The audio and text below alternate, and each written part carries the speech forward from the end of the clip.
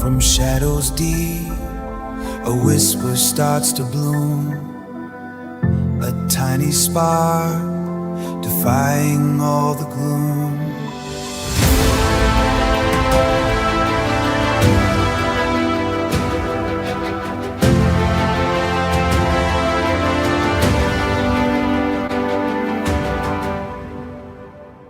They said we were too small to eat, to rise, ignored the fire burning in our eyes.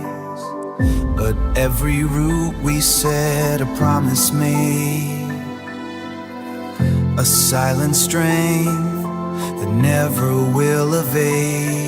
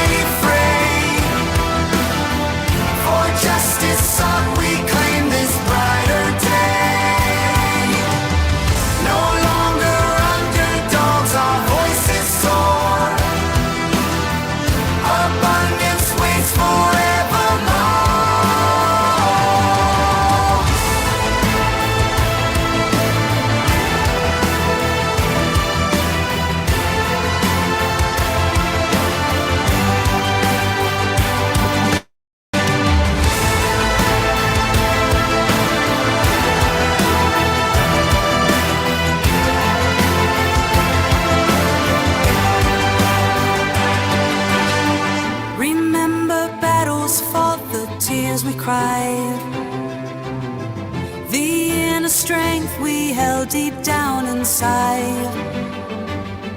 We journeys long but bitter folds across the field.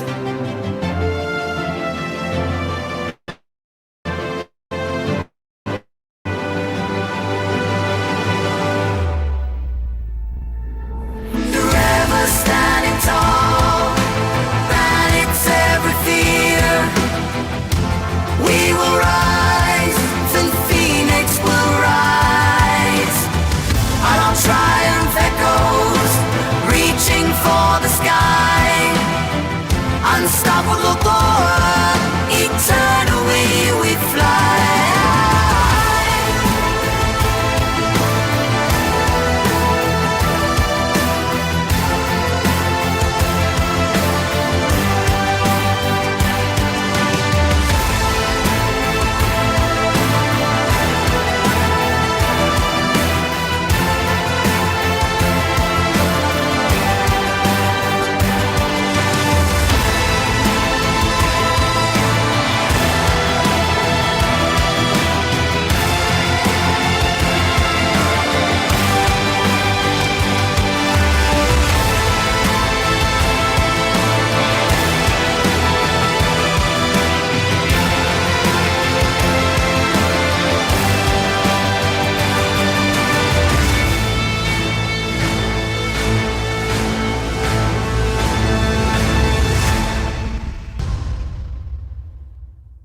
Brian is innocent.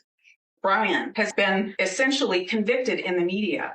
He has a right to have this information withheld, brought out in public, so that people can see it's not this neat little package. So people can start to wonder if Brian's innocent. Your Honor, Brian is innocent. So if I talk about things that are in the affidavit, and if I talk about things that we're seeking that the state wants to hide, I think that's fair game for the public to hear.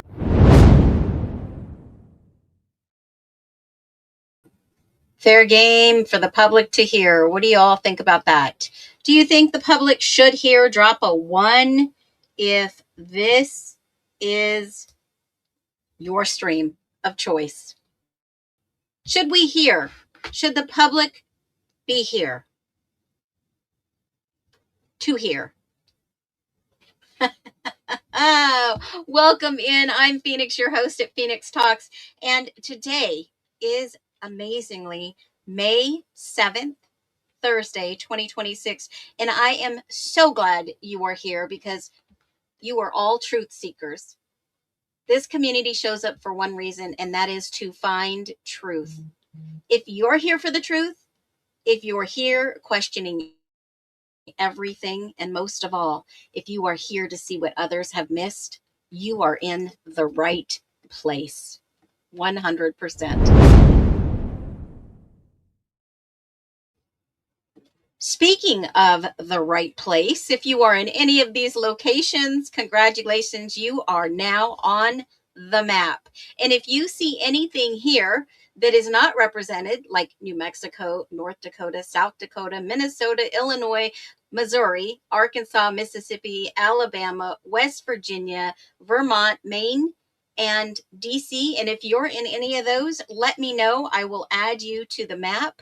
Congratulations, you are in the nest. I'm going to welcome everyone in. And if you are ready for a powerhouse, and I mean a powerhouse stream, you've got to be screaming from the rooftops. It's about time, Phoenix. It's about time. Because, boy, we have got some answers for you here. So let me do this. I'm going to welcome everybody in and let's get started. And I have to give you a warning. I am fired up. I'm a little spicy today. Well, I should say on a scale of 1 to 10, I am probably at about a 10. And if 11 was an option, I would be down for that. So I hope everyone is having a fantastic morning. I hope the weather is doing you all well. And I do hope that we have such a fabulous stream. I've got some quick announcements too while I welcome you in. You now have a troll, no trolling emoji. I have changed the volume on the music so that if you do see a troll, go ahead and use that little troll emoji. Okay. So you do have that special emoji. And I am so excited to bring you this stream. Boy, am I excited. I might drop some F-bombs. Some F-bombs might be incoming. We're going to talk about the DNA on the jacket. So no talkie before coffee. Welcome in. You still have time to tag your friends before we start. Hopefully everyone knows that we are live now and we'll be coming in. Do me a quick favor. Hit the thumbs up button. Just swipe up or swipe down. Which one is it? Swipe up, hit the thumbs up, come back. You haven't missed anything. Rebecca, welcome in. Munson, hello. And are you ready for another awesome stream? I am. Donna Rosa, good morning. Hello, lovely nesters. Brenda, no talkie before coffee. Dina, Angelica, Christy, welcome in. I hope everyone's having a great Thursday. I hope you are too. Good morning, Truth Seeker. I am at the vet, so I'll be in and out. Did you get the super chat from yesterday? Yes. And as a matter of fact, it was at the end. And I did, trust me, I grabbed a screenshot. I'm going to show you right here. I was going to go ahead and thank you first thing when we got into our stream. So I did grab this amazing yesterday and I'll share it with you guys. I grabbed it just before it ended. So thank you to Truth Seeker. Phoenix, please accept and use this for your CrimeCon adventure. I certainly will. And thank you for making us feel like home. You are so incredibly welcome. And thank you, Inked Mama, yesterday. Thank you for giving so many of us a home. You have taken something from nothing, and it's so damn impressive to watch. Love you. Love you back. And Marissa, I am so glad you were back. I missed you dearly. And Hefmeist, is it hemisphere? Oh, I love the way you spelled that. That is creative. 7156, if you are watching, I haven't seen you, but what was the sworn secrecy? That is more to come. There was a high official involved, and we know that. Appointed right ex-AG and Josh Hurwitz. Boy, this case just could go on and on forever. We want to know what happened and how do we get to the end. Hopefully we will. So Truth Seeker, absolutely. I did. And thank you so much. Welcome back in. Welcome back to the show. Caleb, welcome in.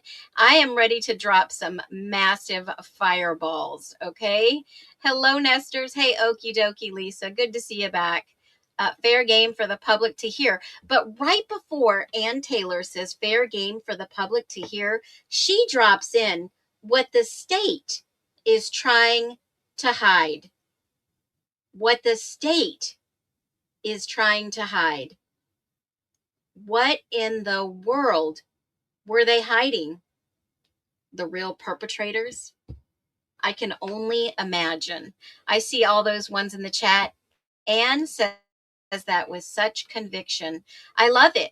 I mean, think about what she was up against. She was up against the Good Old Boy Club, which she was a part of, which now she's in private practice, but she still is a licensed attorney in the state of Idaho. I can only imagine what she was up on a daily basis.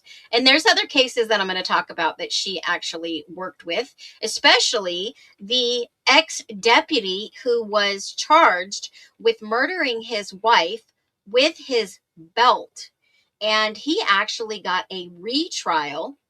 And unfortunately, the jury did sentence him to 24 years again, 6 years served already. So that was an ex-deputy in Nez Perce County. We'll definitely talk about that. Can you find me a clip, please? Phoenix, I'm having a showdown with my boss who's an ex-cop. I told him that Thompson admitted in court they did not have physically to put.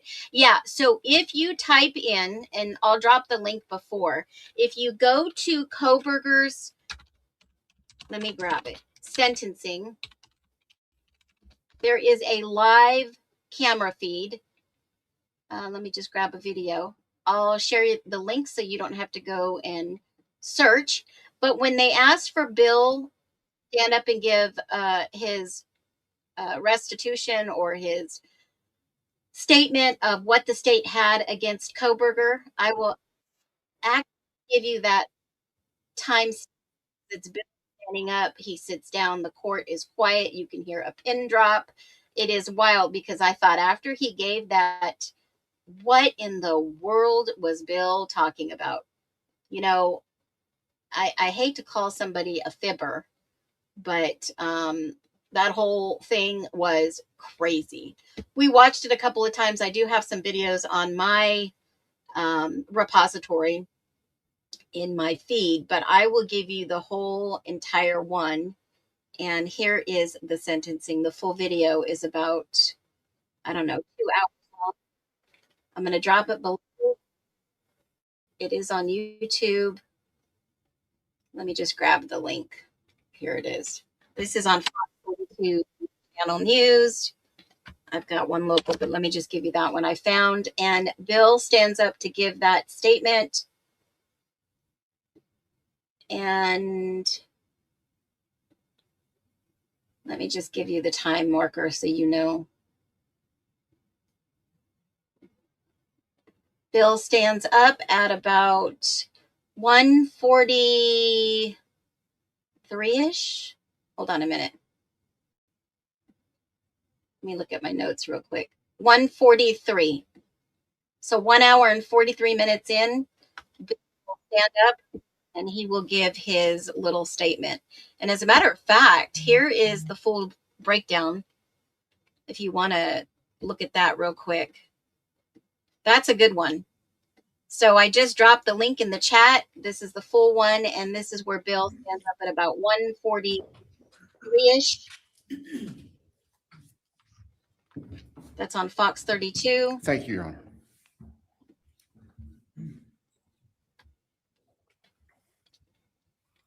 Just as a housekeeping matter, start. Yeah, Bill. There will be and you can go turn on the thing, and then this is exactly where that before this life is over. Everyone here, including the court. All right. So hopefully that will give you a little help to find it real quick. So yeah. And you know what? Invite your boss who is an ex-cop to the show. Definitely.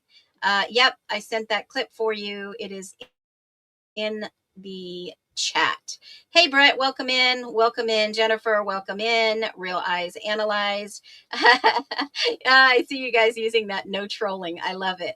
My ex-cop boss is making me look like an idiot. He swears we're all crazy. Well, tell him the FBI must be crazy too, and the state of Idaho must be crazy. I tried finding the clip of Thompson saying they can't put him there. He says exactly right in this clip, can't put him there. I'll be more than happy to clip it and put it on my channel. Tell them we're truth seekers too. We're not crazy. We're logical, and we believe in truth and justice. We do. And it's not that our justice system is broken. The wrong people have been put in a lot of places. So real perps not following protocol, prosecutor misconduct, perjury, Brady violations. I mean, Giglio. It is heartbreaking. Fireball. Here's the issue. Why is nobody questioning Miss Ann Taylor and what the state is trying to hide? That should be the real question. You are so welcome. You are so welcome for that clip. Hey, Lola, welcome in. When I could find it. Let him laugh at you now. Okay. Justice for All is the website. I'm still in the middle of releasing that full-blown Bad Santa. Tell him Bad Santa. Here's Mr. Bad Santa. I should make a redo of that video and put a Santa hat on him and all kinds of stuff. No coal, no treats for you. You're only going to get coal, Bill, every year. Hey, Veronica, welcome in, Jane. Yeah, if you want me to find a clip on the live fly, you got it. All right, guys, let's do this, because I don't know if you guys saw my video, which I'm going to share the whole darn thing with you. You know, I'm not going to do like, this is wild, folks. I'm about ready to get freaking hot and spicy, okay? I'm just going to get hot and spicy this morning, and I'm going to give you just a clip, all right? Here we go. Get ready. Loud. Thinking out loud. Imagine being charged with 4 murders with no evidence, no DNA, no hair per the FBI, and yet a jacket that tested positive for blood found in a closet. And the forensics analyst says it could interfere with some testing, and you realize that's not true. The defense gets those items, the jacket, and we don't even know if they tested or not to see whose DNA it was, because over 30 people's DNAs were at least given up freely in this case. And of course, I'm thinking of the State v. Koberger case. And I'm wondering, was somebody hiding in that closet in the spare room, or was Murphy put in the closet in the spare room, and he may have had blood on him and put in a basket, like a tub, in the closet, and that blood may be from one of the victims? Well, who put Murphy, allegedly, in the closet, if that is indeed the victim's red stuff, blood? And how will we ever know if the defense got results back from that possible DNA? I guess we'll just have to wait and see, because every day there's something new in this case. Something new. Just like I shared with you the hair that not only Ethan had in his hand, but Xana had hair in her hand. That again, the prosecution doesn't have to test it for DNA. But did the defense? 2 massive questions. I wonder whose DNA in Ethan's hand and Xana's hand and on the jacket. I wonder if they were even tested. Y'all know the drill. Be well. All right. So, should have left a fireball at that moment. But here is the full video that I made for this specific topic. I want you guys to watch this. Put your thinking caps on. We're going to go over the timeline, but we're going to talk about this jacket. If that 1112 camera was so close and you could hear Murphy barking, and then all of a sudden he stops barking in the timeline, was Murphy being held in the closet? Is that possible? Watch this video with me about Blue Star in the Idaho 4 case. Why do investigators spray if it can affect blood tests? So tonight we're talking about one of the most misunderstood forensic tools in modern crime scene investigation, Blue Star. That glowing blue chemical investigators spray in dark rooms that suddenly makes walls, floors, sinks, and carpets light up like a science fiction movie. But here's the question. If Blue Star can affect later blood testing, why do investigators still use it? And another huge question people keep asking, does Blue Star destroy DNA? Well, according to the ISP forensic documents in the Idaho 4 case, this is an internal email that was going back and forth in regards to a detective who sprayed the alleged jacket to be said to be Dylan's and what happened when this was said versus what the experts in the industry of Blue Star report in journals and scientific findings. Now, this internal email with the Idaho State Police Forensics starts on 6/8/2023. A conversation was had between Detective Talbot and Rylene Nowlin. Now, she writes, she received a call regarding additional items for testing. Per Talbot, the defense requested items to be sent to a private lab. Yes, Ann Taylor was requesting specific items, especially this item, to go to a private lab. He pulled the requested items and sprayed them with Blue Star. 2 items, a coat and a blanket from both Dylan, had a positive reaction. He would like to have those items submitted to us for testing. I asked what the request for examination was, and he stated foreign DNA. I expressed the application of Blue Star on these types of item was not the ideal first step, and I would need to speak with my DNA unit prior to submission to see what could be done about these items. The response just a few days later said, in a conversation with Bill Thompson and Ashley Jennings with Rylene Nowlin, called to discuss the blanket and coat from redacted. I asked for clarification on what was needed on these items to discuss the limitations given that they were previously sprayed with Blue Star. Per Bill, these items were identified by the defense expert Matthew Nodal during the crime scene examination. The defense provided a list of the items they wanted to send Nodal's lab and their office, and D2 investigations discussed and decided it would be beneficial for Detective Talbot to first examine the items and do a presumptive test.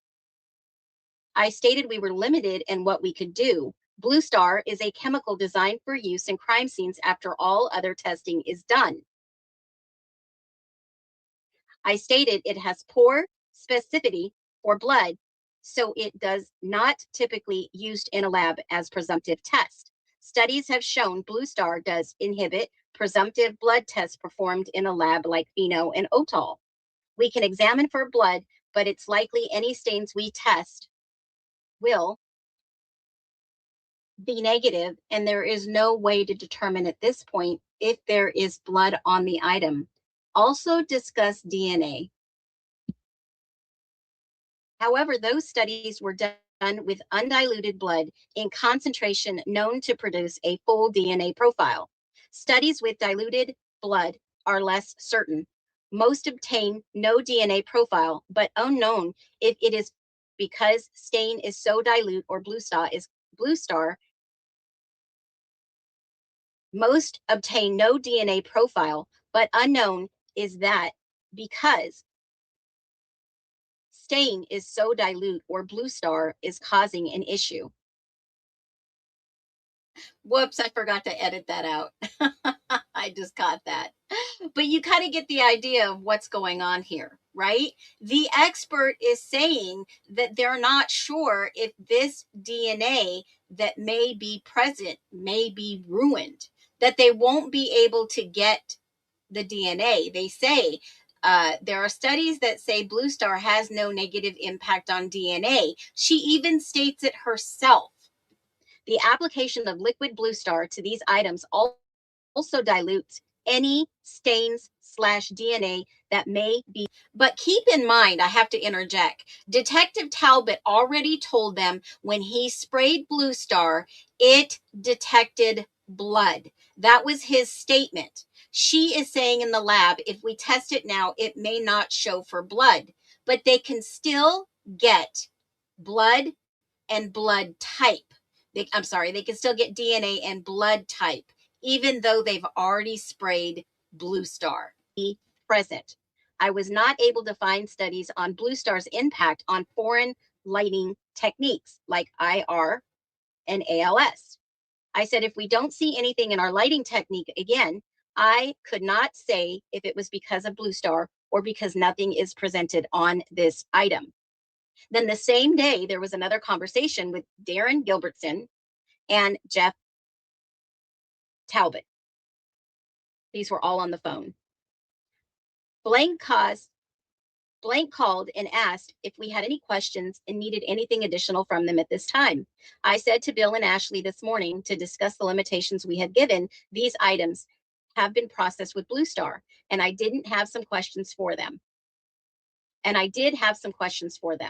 I asked the following of Detective Talbot and listed are his responses. Were photos taken of the items prior to Blue Star application? No. Unsure if Moscow did that. Were these photos of the Blue Star reaction? Yes, but they did not turn out. Were gloves and masks worn during handling items? Yes. Was examination surface sprayed with bleach and clean paper placed and changed between items? Yes. Were the areas of the fluorescence circled? Blanket, yes. Coat was. Zipper could be reacting to the metal. Was a sterile or single-use marker used to mark the item? Yes. Were both sides of the blanket sprayed? Yes.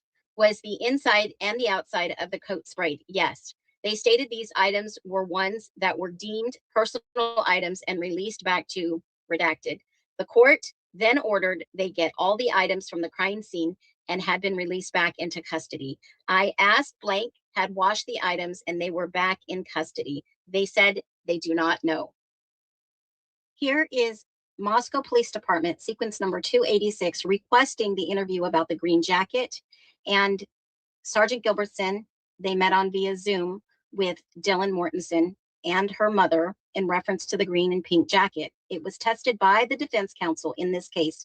The interview was not recorded. It should be noted that the jacket was initially not collected as evidence and was turned over to Dylan family as personal property. The box the garment was in later returned to MPD upon defense counsel request. I asked Dylan if she had seen the jacket in question. Dylan told me the jacket did not look familiar at all, and her mother stated the same thing. Dylan told us it was not uncommon for other sorority members to come to the house and leave clothes to use later, but she said she did not remember seeing the jacket. Now, perhaps there was a little bit misinformation in regards to what the DNA processing could be with Blue Star. And from my research, some of the advantages of Blue Star, it does not alter DNA and it allows DNA and ABO blood type testing. So one of the easiest things that we could ask in this scenario is, did the defense test this jacket for DNA and blood typing? And what were the results? And the answer was, just previously, the defense said they had tested it. Do we ever see the results? No. I wonder whose DNA. If any, did they get a DNA profile?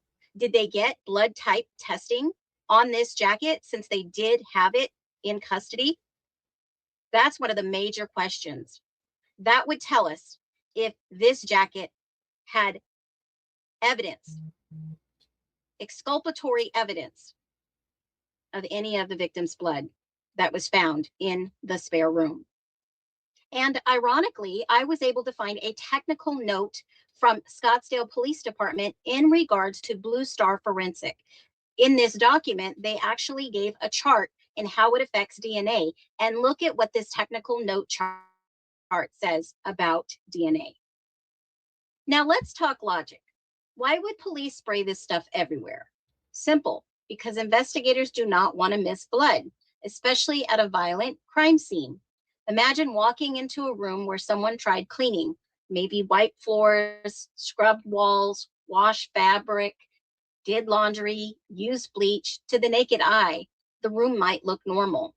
But Blue Star can reveal traces the human eye can't see. That's why investigators use it as a search tool first, not as final proof. That's a critical distinction.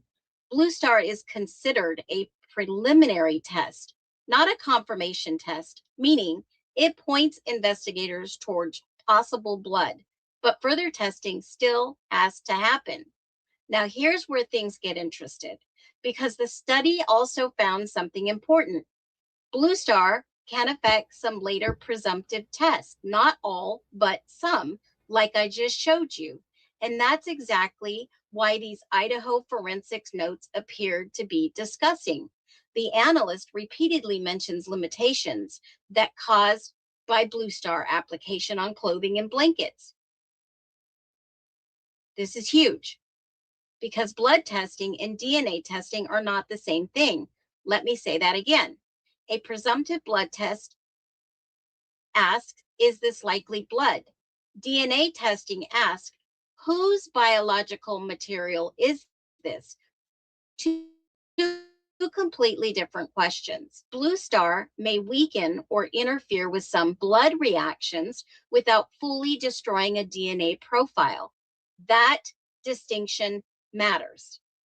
Now, this is where it's important, because people often jump from Blue Star effects testing to everything is destroyed forever, and that is not what the study says. Let's bring this back to very simple terms. Imagine you spilled invisible juice on the floor.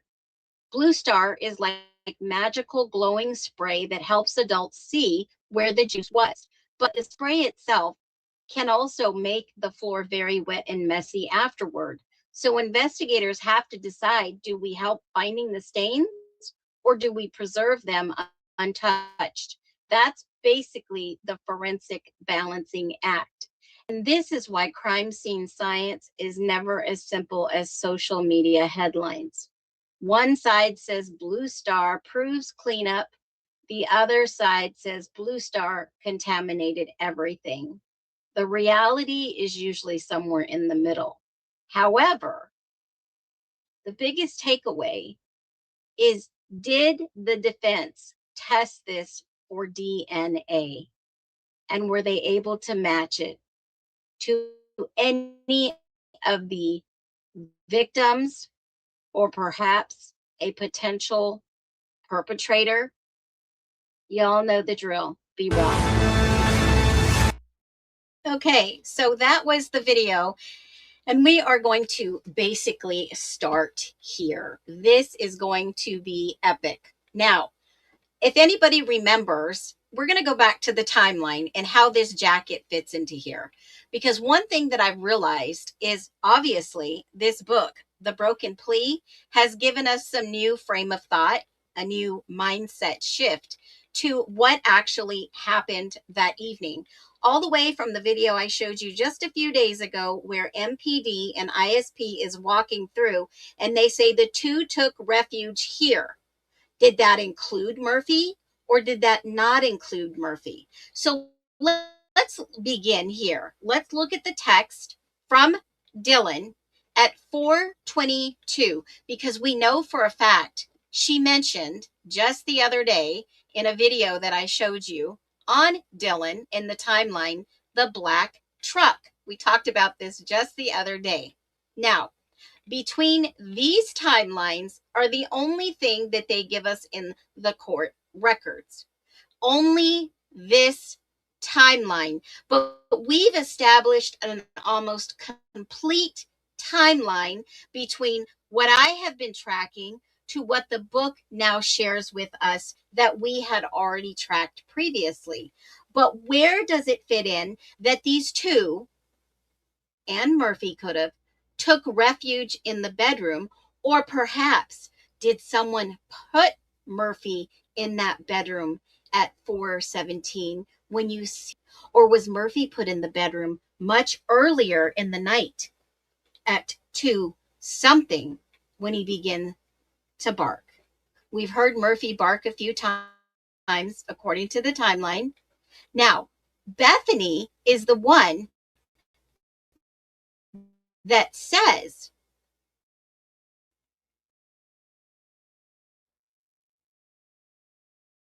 Bethany's the one that contacts Dylan first. Just like we find out that Jack was the one that it's totally looking different once you get more pieces to the puzzle. Now, they basically said this was the timeline, that all this happened between 4:22 and 4:24 between you can hear Murphy bark. Now, let's think about this for a minute. Was Bethany even really there? Drop a 1 if you think Bethany was there. I mean, there's a lot of distance we've talked about that Bethany disassociates herself. She's across the street when everyone arrives. She won't go near the house. Was she with Jenna? Was she with Jenna late at night? Was that the blonde girl that Tesdall and Rosendahl saw at 2 a.m. around the house leaving? Is that a possibility that Bethany wasn't there? And then Bethany texts Dylan later on. Dylan is home alone while this is happening. And if Dylan was home alone with this while it was happening,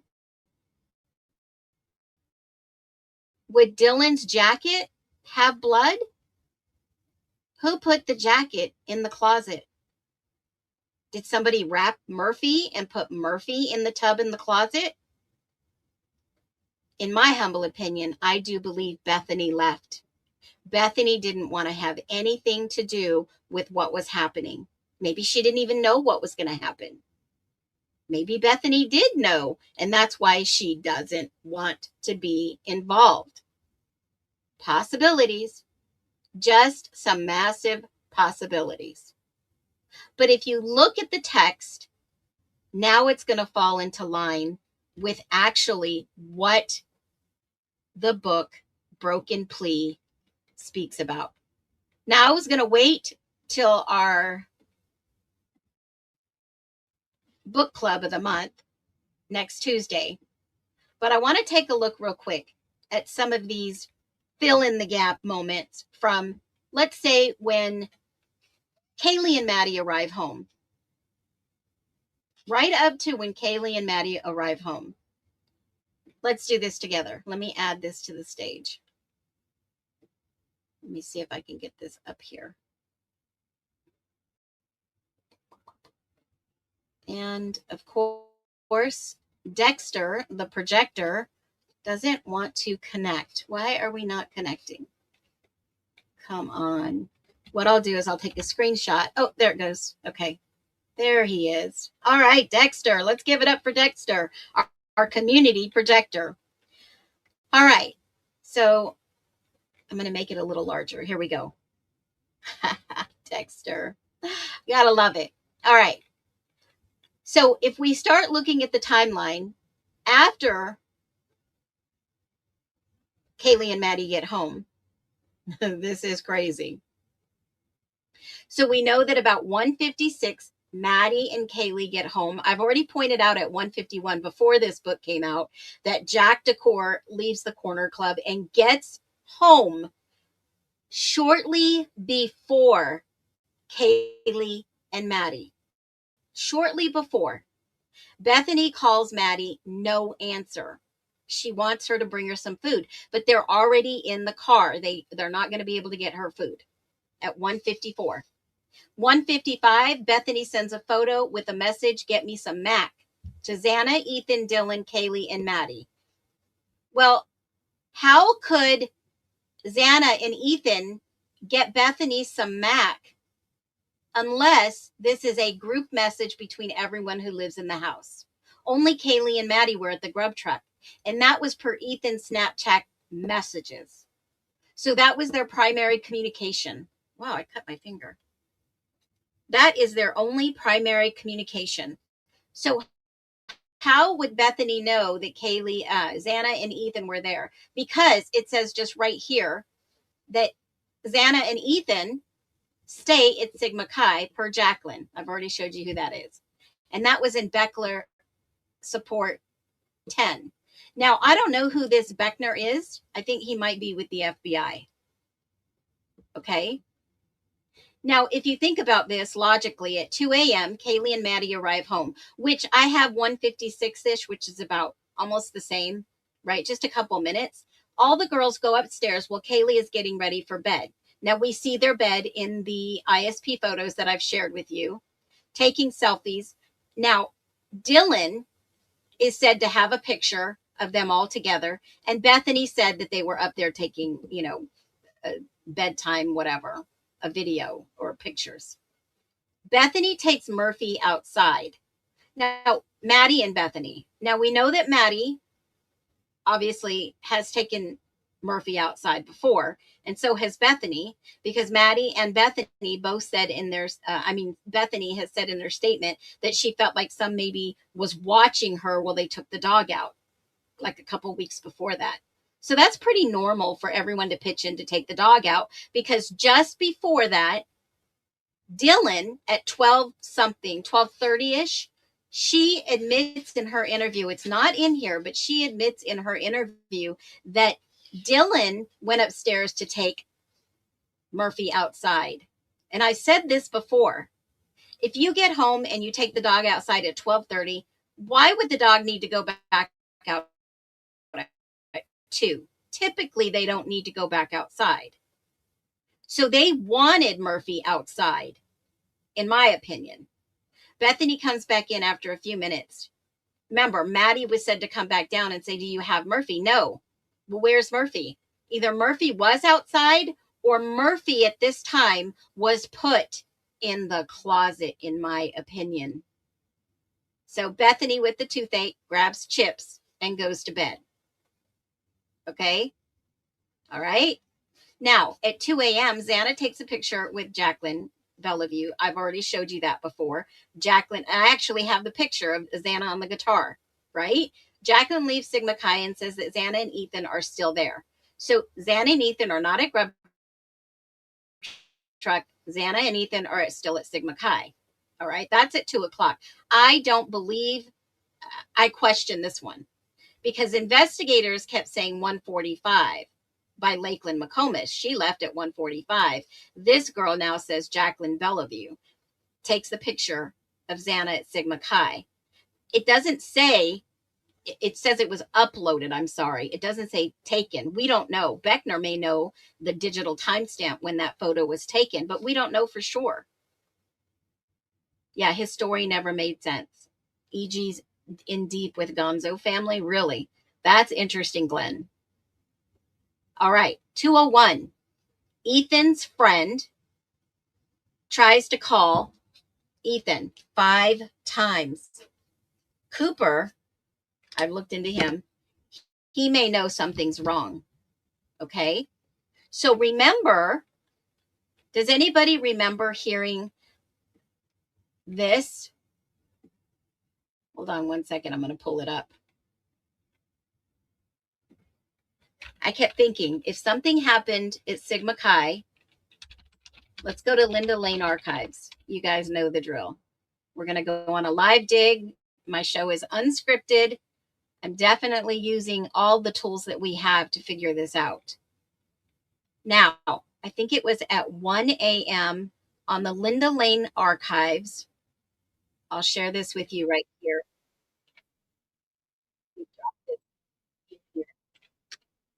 This lights up, and this is creepy to me. I know you guys probably already know where I'm going with this, so let's just watch together,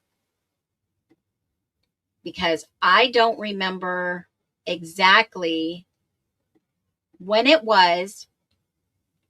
Let me see if I can share this. All right, here we go. Maybe you guys know the exact time frame. When is it that we hear "Country Roads Take Me Home"? Now, I can't sing well, but does anybody remember when we heard that song being sung? Were people walking Ethan, friends, back from Sigma Chi to their house? And at what time did you hear them singing that with Pete? Anybody? Let me see if I can go and play this and try to listen. Putting back in a few old markers. Sounds like one female yelling Kelly or Remy. One saying, where's the singing going on? Female. Oh no, male voices get him. 116. Let's see if we can hear anything on these.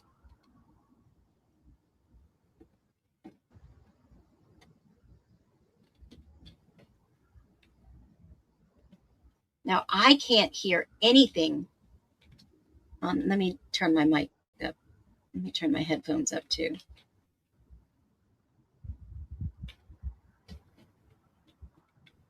Can you all hear anything? 2:15 timestamp. Okay. So let me go back to 2:15. 2:15. Boy, you guys are good. A woman screams. I hear it's a knife. Male. Female cries distant. Male screams, whistles, honey. 2:15. Let's get there.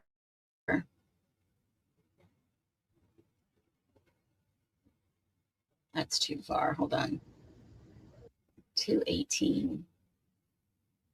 All right, here's 2:15. Let me turn the volume up. Let's see what we can hear. Can you all hear that?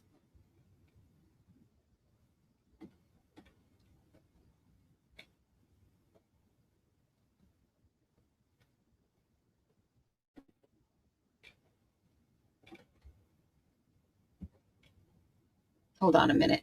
I just lost my sound. Hold on, let me go back. Maybe it's because I put this up here. You can't hear the sound either? All right, hold on. Let me stop this. Let me restart this, and let me put this up here. That is so odd. I just lost my whole sound.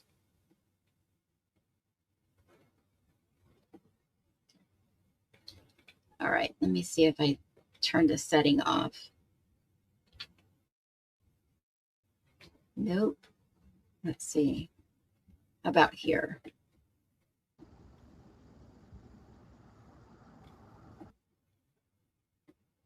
Somebody doesn't want you to hear this today.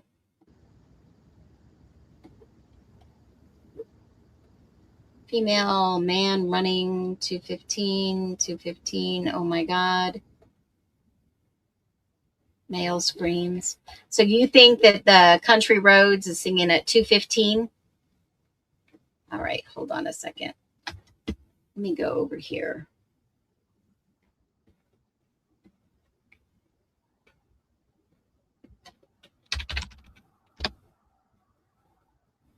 Let me see if it's a YouTube thing today, because sometimes we have this happen. 2:15.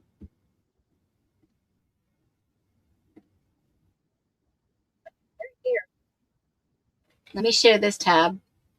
Let me see if it works now.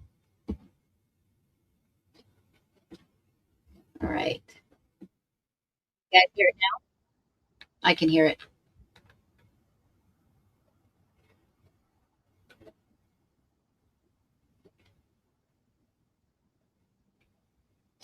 I wonder if Xana and Ethan both had the same person's hair in their hands. So you think Jeff H has the best video? Let me go back.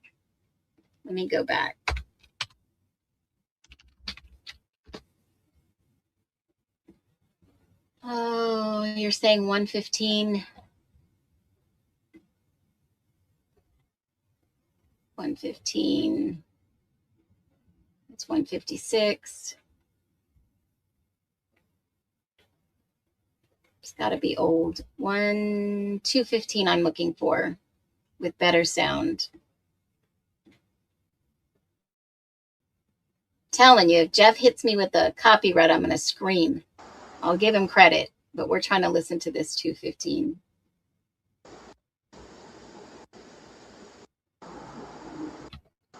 Doesn't sound any better.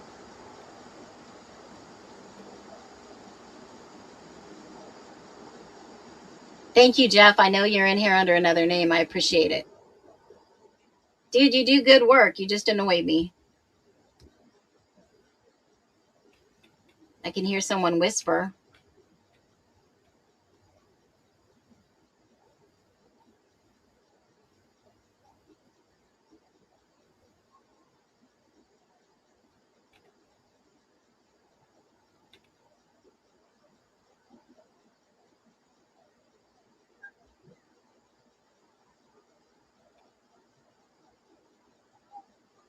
Okay, I can hear the fighting. You can hear that on Linda Lane too, guys, by the way. You really can. But you got to turn it up all the way, and you need to have some really good earphones. I'm going to see, I know a sound engineer. I'm going to see if he can actually enhance that a little bit better. You can still hear 215. Hold on a second. So is it possible, according to this timeline, that factually they were walking Ethan back home? Maybe Ethan was already a little impaired. Is that a possibility? Absolutely.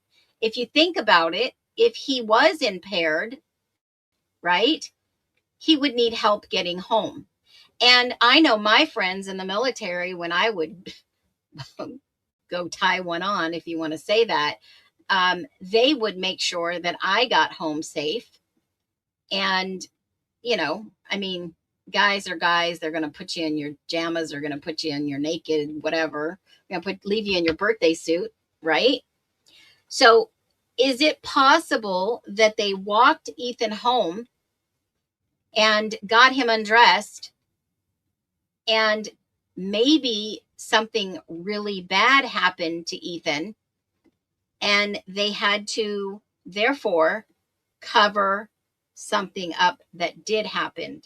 Let's just say Ethan was, obviously, per his toxicology reports, let's say that Ethan was having an episode, right? Whether it be a possible seizure or an OD. Because when you think about this, if you are in that kind of state, they're going to try to get this kid off campus fast, whoever it is, whether it be Ethan or some other kid. Just like with Caden Young. If you guys don't know and you didn't watch that video with Caden Young was tied in to a guy named Chris that was tied in. They were both tied into a frat house. And Emma Bailey would sell to the frat houses, including Sigma Chi, Pies, all these people. Okay? The debris is not mentioned by Whipcom because it's not hair. Then what is it? Authentic Life Matters. What is the debris? Because the FBI specifically said hair and fibers in the FBI report. So what debris is it? I would love to know. And I don't know if it was the same color hair, because he basically said, Chris said, it was dark blonde, reddish hair. 2 different lengths. Oh, I must have missed this, Lulu Bell. Do share that in our book club, because I want to mark the page. And one thing I noticed per this timeline, and one thing that someone pointed out, very intelligent, Maddie's not mentioned in any of these text messages. And any of this timeline. None. She gets into a mysterious Uber and leaves.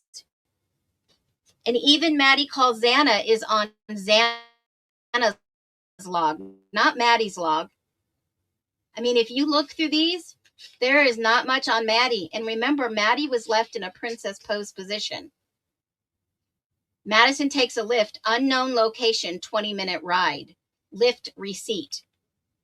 There is so much missing still in this whole entire case.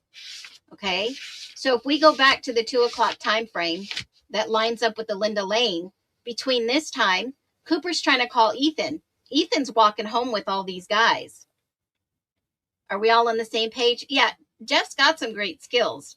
He just annoyed the hell out of me. I'm following the evidence, the facts, the pictures, the statements. And I'm like maybe 2 months ahead of this book. I've already shared all this with you guys. Some of this is not in the documents. Some of it's not. All right. So Cooper's trying to call out to Ethan 5 times on FaceTime. That means he's trying to connect face to face with Ethan. Ethan, I got to make sure you're okay. Did he hear from somebody that something's not right?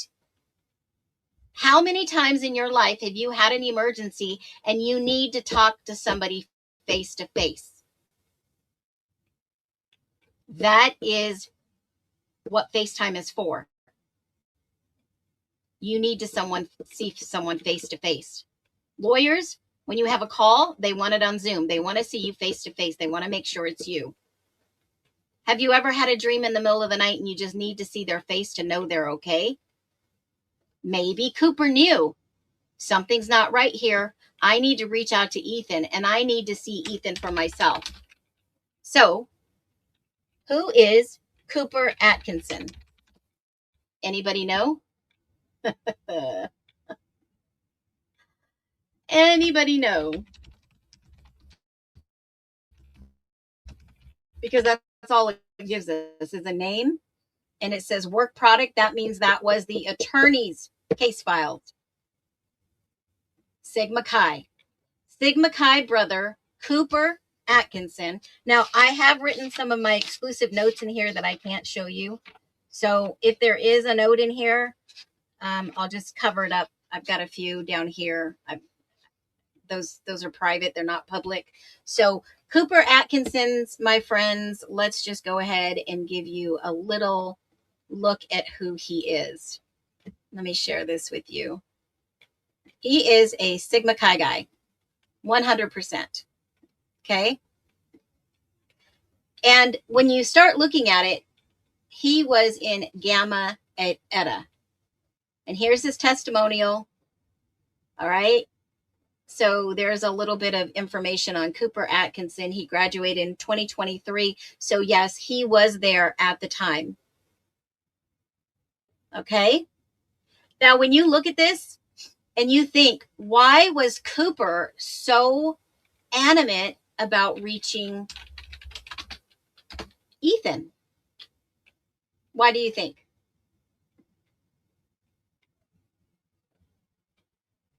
I mean, if you had to speculate, what would make you think all roads lead to Sigma Chi? All roads are leading to Emma Bailey and Demetrius. They were the ones that were known to deal to the frats. So many names, but they all lead back to one place. Now Cooper, he works in Boise as a water quality specialist at Idaho Rural Water Association, just like Hunter Lindo's dad. Hunter Lindo's dad. Cooper is connected to Reed, obviously Sigma Chi. DeWolf, attorney, Tim DeWolf's dad, allegedly, and other people connected to this case. Okay?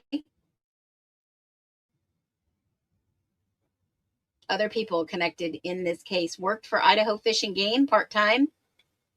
Idaho Fish and Game, a bachelor in fishery resources, and now he works for the water control.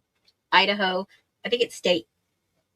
checking to see if he owed deed. Making sure that Ethan was okay, because there was some bad drugs flowing around that area. There was. They knew it. They absolutely knew it. And what was it said the most by Bethany? What did Xana and Ethan and Kaylee maybe use? Cocaine. And what did Caden Young OD on? Cocaine laced with fent. That is a connection, folks. A strong connection. Why Josh Hurwitz was brought in. Now you understand the massive main connection of what they probably were having to have the state hide. Have the state hide. But where did Ethan get this from? If alleged.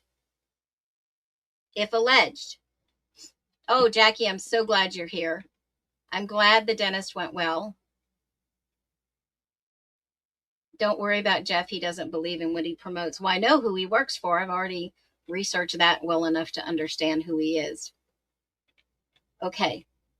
I mean, these guys are connected to some pretty strong, mind-blowing connections in the state. Another note, he was the one to first bring us Linda Lane to our attention, and no one has questioned any of that. I always question that. I always question Linda Lane. Was Linda Lane altered? Was Linda Lane manipulated in any way? Did they change the times? We showed you how easy it is to change that.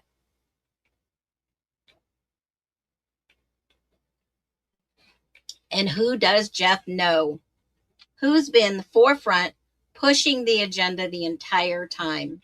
We all know. He ain't getting paid unlike some other creators. Allegedly, other people are getting paid. All right, so let's get into it.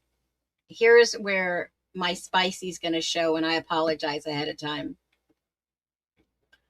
All right, let's look back at the timeline. Let's look at the very first portion. So now we know that Ethan may have come home. Ethan may have come home at 2. All right. Between 1:45 and 2:15-ish. And then Cooper's frantically trying to, I say frantic because you don't attempt to call someone 5 times unless it's an emergency, right? Maybe they were all worried about being caught or arrested. Who gave him the drugs? Okay. Oh, I'm on the wrong one. Hold on. There we go. Bethany takes several pictures with Murphy in Kaylee's bed. Now, why would Bethany take pictures with Murphy in Kaylee's bed? To prove that she wasn't anywhere around there? That is on Bethany's cell, page 212. That is in someone's legal notes. The landlord leaked the footage to YouTube. Don't know what Jeff says, but I question everything about him and what others got. Who got the footage first? How could the landlord leak the footage? How could the landlord leak the footage? Oh, the guy who owned Linda Lane. Yeah, I know all about that guy too. Okay. So Bethany takes several pictures with Murphy in Kaylee's bed. Okay. But just 2 minutes before, Bethany comes back after a few minutes, grabs chips. But at the same time, how can Bethany be with Murphy in Kaylee's bed when Maddie comes down and says, hey, do you have Murphy? What? I think it was more around 2:30 that Maddie goes back out again and takes Murphy out. I'm going to have to look into that. That is a little confusing between this and this. I'll take a look at that. I'll add that to my notes because I think it's about 2:30-ish. 2:30. Let me see if they have it noted in here. 2:30. Nope, it's not even noted in here. Nope. Calling for Murphy unless somebody lied about the time. So Bethany says about 2:30 per her statement, Murphy, that Maddie came down. I'll make sure I check that out. So then we're here. She's taking pictures, so she's not associated with all this going on, maybe downstairs getting Ethan in bed. And we know that Xana's not home yet. Dylan sends a message to Eric, are you driving tonight by chance? Now, I don't think Dylan really was hungry because it looked like someone was making mac and cheese in the kitchen. Do you guys remember that picture? Yeah, why did Kaylee not take Murphy out? Why did Murphy not? Yeah. Dylan's already taken him out. Maddie's already taken him out within a 2-hour time span. Dylan says, are you driving tonight by any chance? We know that that is actually 2:10, not 3:10. And that is on Dylan's cell. Now, why would Dylan, if Ethan's here, and if Maddie and Kaylee are upstairs, let's just say they're upstairs, right? Maddie and Kaylee are upstairs, and they hear all this stuff going downstairs in Ethan, in Xana's room. What would you do if you heard something going on downstairs in your place you live? What would you do? I'd run downstairs to see what's going on, right? Because Bethany is keeping them company in Kaylee's room. Everyone got home. They didn't expect Kaylee and Maddie to be home so soon, I bet. That is all speculative. And then what does it say next? Dylan receives a text from Eric. I am. How important is Eric in all this? How important, if Eric Gower, the Uber driver, is passing out Fireball drinks and alcohol and airplane bottles to girls underage, how important is Eric in this? 1, for very important. 2, not so important. He's driving these girls around. He's actually making sure, off the clock, that they're going wherever they want to go. Who does that? Who pays for that? And speaking of who pays for that, it is super creepy, huh? Dylan tells Gooch this at her interview at 3:13, says she's going to bed. We know that they weren't in bed.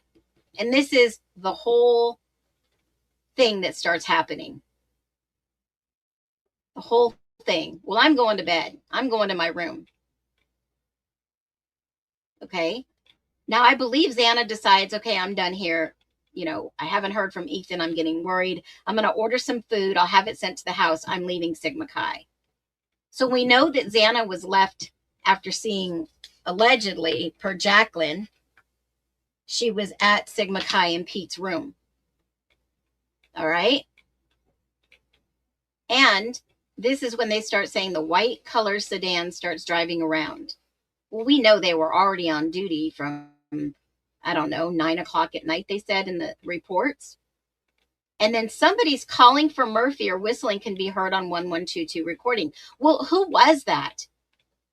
We played that video several times. Who was that calling Murphy? Because a car pulls up and I thought Murphy got in it. I thought Murphy got in that car and that car takes off. But then barking can be heard excessively at 2:17. And then the sedan comes back. Is that sedan looking for Murphy? Because do you guys remember the report from MPD? Let me see if I've got it pulled up still. That Rosendahl, I believe Kaylee got the dog from Rosendahl, in my humble opinion.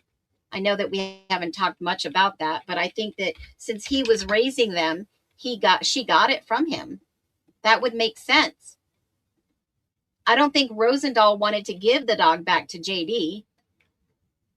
Because remember, he was sent to the shelter. And then Rosendahl is the one that had to go and give Murphy back to JD. Here it is. Here's the event. So let me just pull this up and we'll look at it. Because he said he had to get permission from the chief to return the dog. Here we go.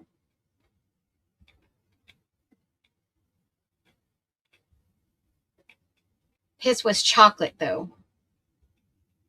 Well, I mean, he's had several dogs. People knew that he was selling dogs.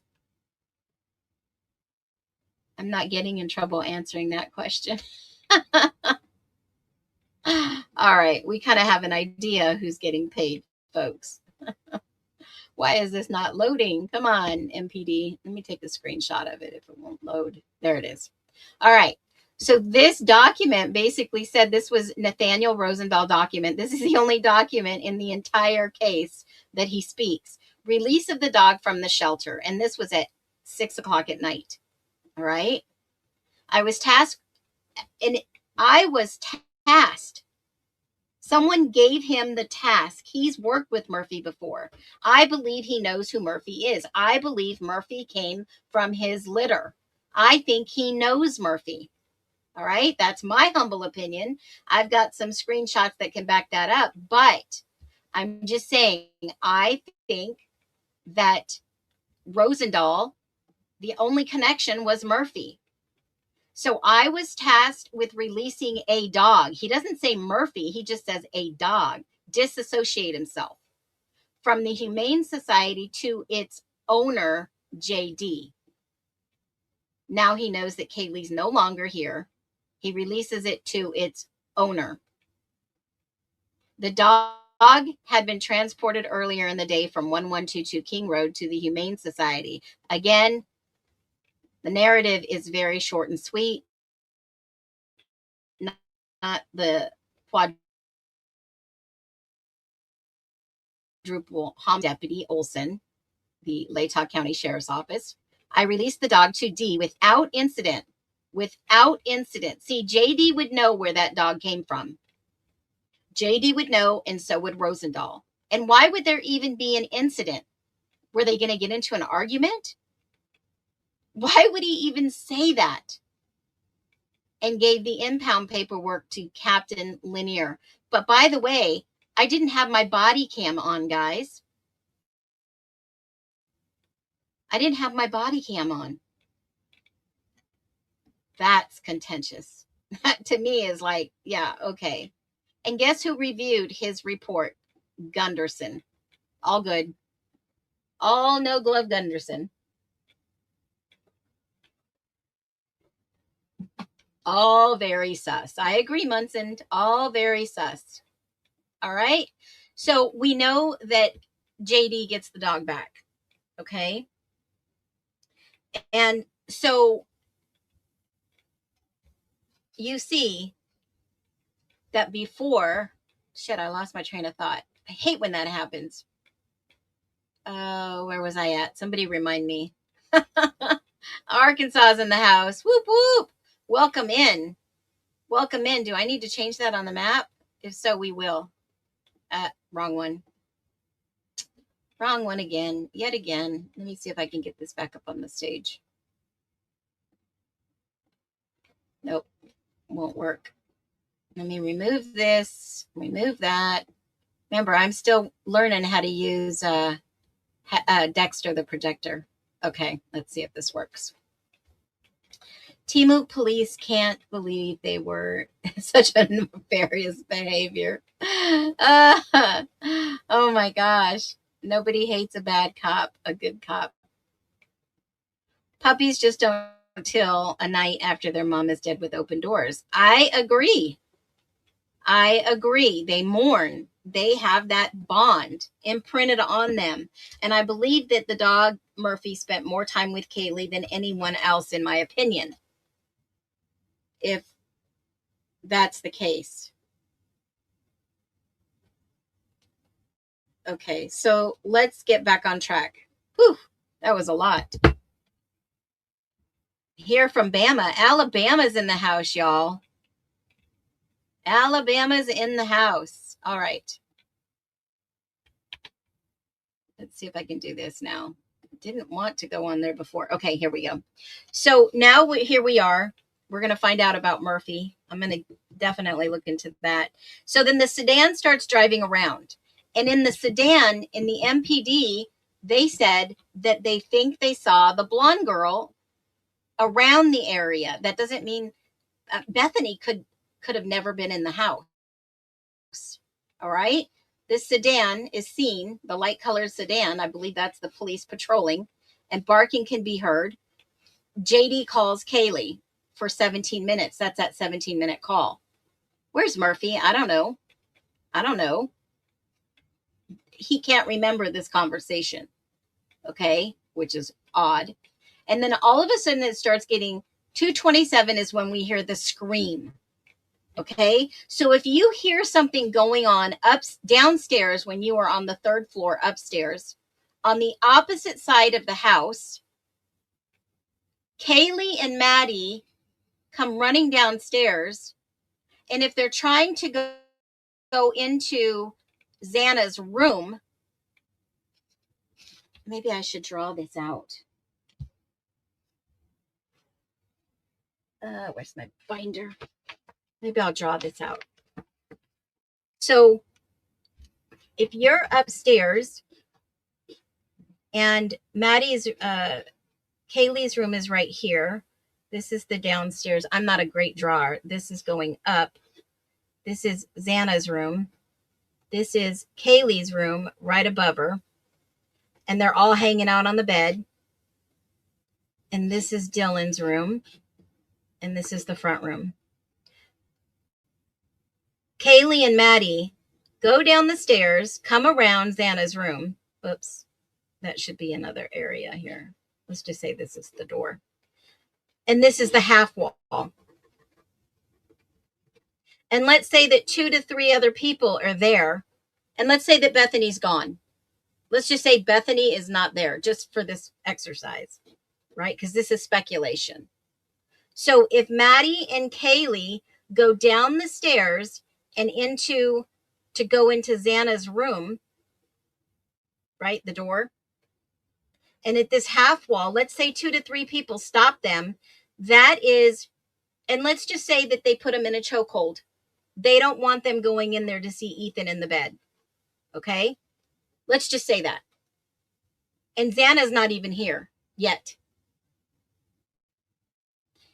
And so let's say that Maddie and Kaylee are stopped right here in the front room. Let's just say this is part of the front room. And then they're choked and they start to cough up on the half wall. The trajectory would be going this way, which is the accurate way. Okay? The trajectory on the half wall here goes that way. And on the ceiling over here, where the stairs go down, it's on these walls too. That would be, I'm going to restrain someone from walking in this room, and the trajectory would go this way across the hallway too. That's the only thing that would make sense to me. And then they pick them up and carry them upstairs, because remember, this is diluted blood and it is caustic. So either they drank something or it is from choking and strangling right there. They were both stopped. That's why Maddie's and Kaylee's is in this area on that half wall and possibly across all the way on that large, tall wall. That's my thinking. All speculation. So then at that time, 2:27 is when you hear the scream. But it says that one of them's on the phone. Did Jack hear everything? And that's why he says, well, I don't remember. I can't recall. He denies that 17 minutes that they did this. Okay.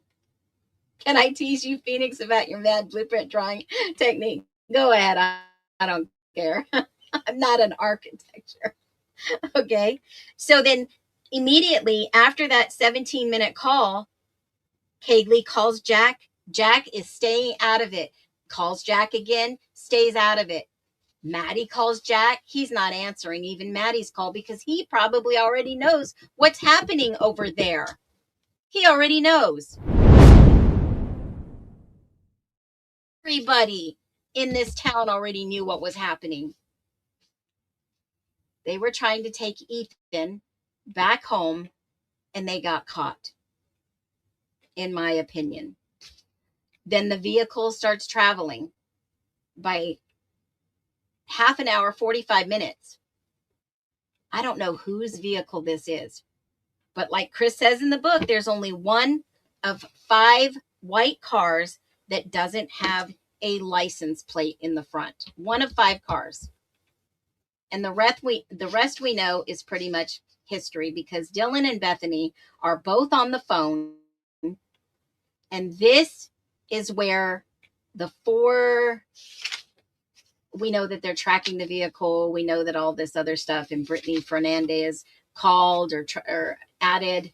I think that had to do with the accident in Pullman, because Brittany Fernandez, Carmen Fernandez, stepmom, lives in Nampa area where Mason Bangerman was arrested.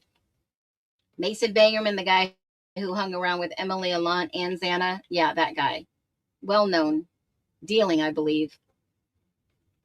So her stepmom lives in Nampa. Her dad lives there, but her mom, Brittany Fernandez's mom, lives in Washington. So Emily Allant, I don't know what all this Venmo was for. Was it for the food?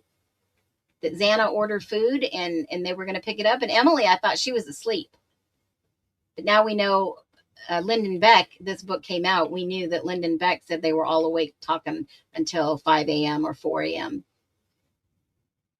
I don't even know if this was Xana or not. I believe it might have been Xana.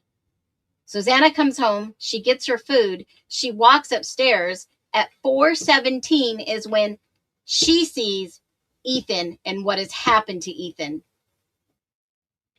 Did Xana even get a chance to go upstairs to see what happened to Kaylee and Maddie? Probably not. I think somebody was waiting for Xana to get home, and they took care of her also. That is my opinion, based on the text messages, based on the videos, based on the pictures, and they unalive Xana right in the same room as Ethan. I think that was 3 separate incidents. And Xana fought. She fought somebody with different color hair, I suppose. I'll have to go back and look at that. Lulu Bell just brought that up. So when you think about Dylan's, we're going to pick up with Dylan's text messages right here. I don't ever believe this. She says it, but that doesn't mean it's true. She opened the door. She saw someone dressed all in black, holding an item like a vacuum. They were at least 3 inches taller than she is. They were approximately 3 feet away from her. Okay, so how would we know who is involved in this? We don't. We can only suspect. All suspicion. Now, I do have a name. I do have a name that's public knowledge. And I'm going to pull it up. And I'm going to show you how I got there. So Erica Anthony is a real person. It's not some app. I've said this before. I don't know how many people pay attention. Erica Anthony is from Gooding. Let me share this on the screen with you. I said this like a week ago. Erica Anthony, or 2 weeks ago now, because remember, I got the book early. Erica Anthony is a real person. She is a former Pi Beta Pi.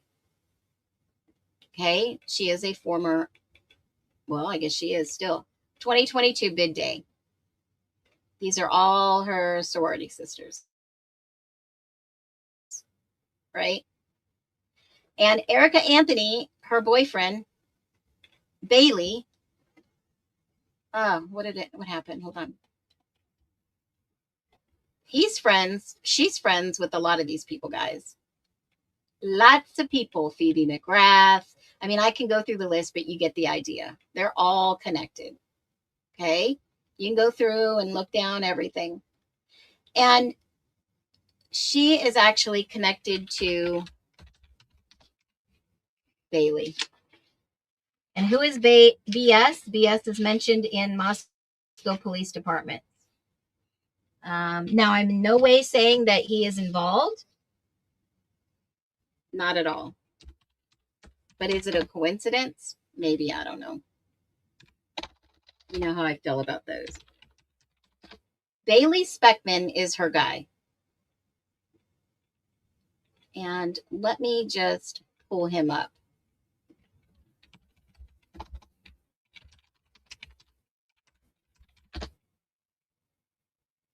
And where did he go?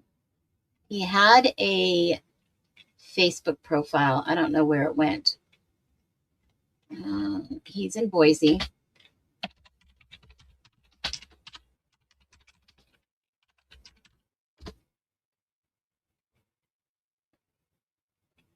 And why can I not find him now? Shoot, where'd he go? It was just a couple weeks ago. Bailey Speckman. Hold on, let me go back to Erica.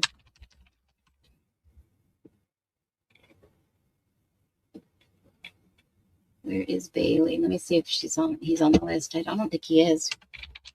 I think here it is. Spackman. I spelled him wrong. Here we go. Now, Bailey Spackman is connected to quite a few people, but let me show you something that I found very interesting. So Erica is Pi, and this guy, Dustin, is connected to, he's a graduate from U of I in 2020. He is a former graduate and a frat with this guy. Connections. Does it mean anything? No. Just makes you wonder. All these wonderful connections, all these buddies, all these people all know each other. You know, that 6 degrees of separation. There's a lot of stuff happening in the state of Idaho that why would the state want to hide? That it should be public information.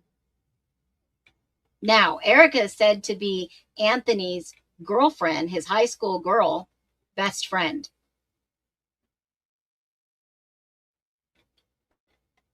His girlfriend. Again, frats. Men of principle, folks. Men of principle. Basketball players. Says Adam Latta is still in the university. I don't know, guys. I can't make this up.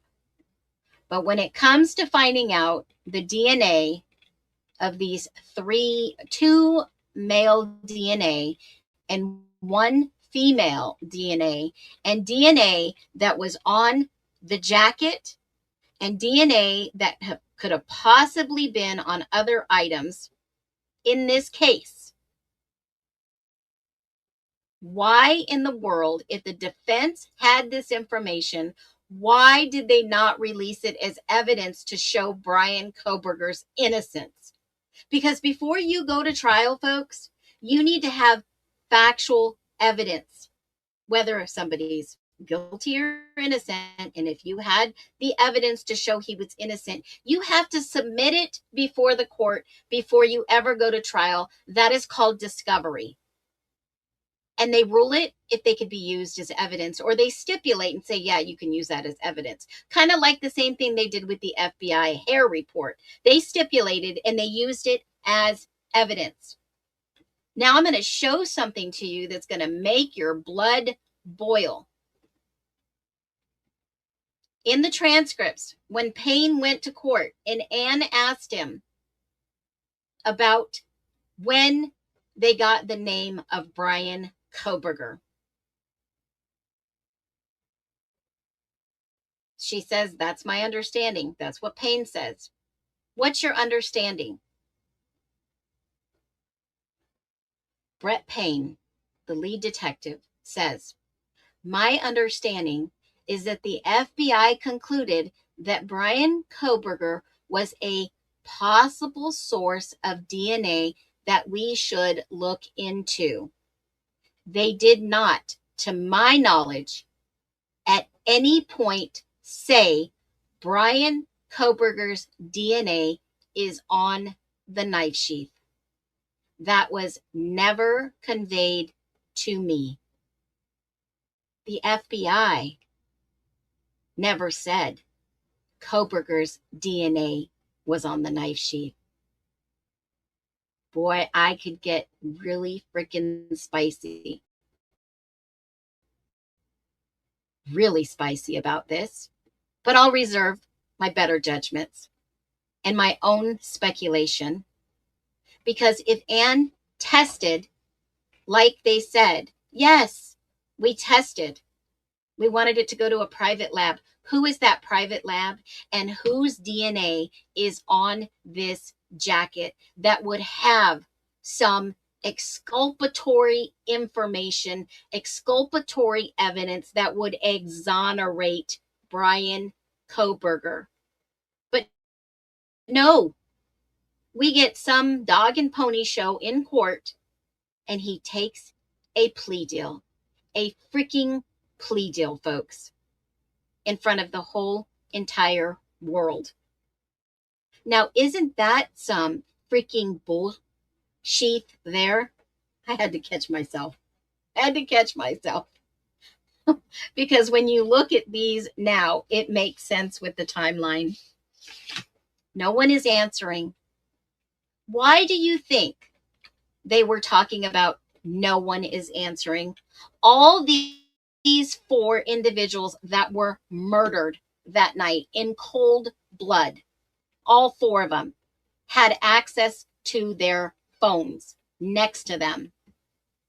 Yes, folks, all 4 of them. You see Kaylee's phone. Wait, we didn't see Kaylee's phone in the pictures because I think Gunderson grabbed her phone, and you can see him on the stairs looking at something. And I'm wondering, what did he grab out of Kaylee's room? Someone slipped into there and grabbed it. But you can see Maddie's phone on her nightstand, factually, in the documents, in the pictures. You can see Xana's phone on the ground, and you can see Ethan's phone. All 3 of them had their phones. And why do you think they were calling them and saying no one is answering? Why was Dylan so confused? Why were they so confused? In my humble opinion, they wanted to make sure they were dead, and they didn't have the energy or the strength to answer their phones. Think about that for 1 second. Think long and hard why somebody wouldn't answer the phone. Either the phone is dead or the individual's dead.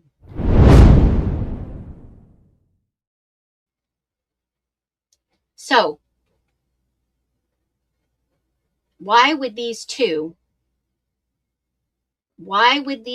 individuals, if they were actually there, not help their family, their friends?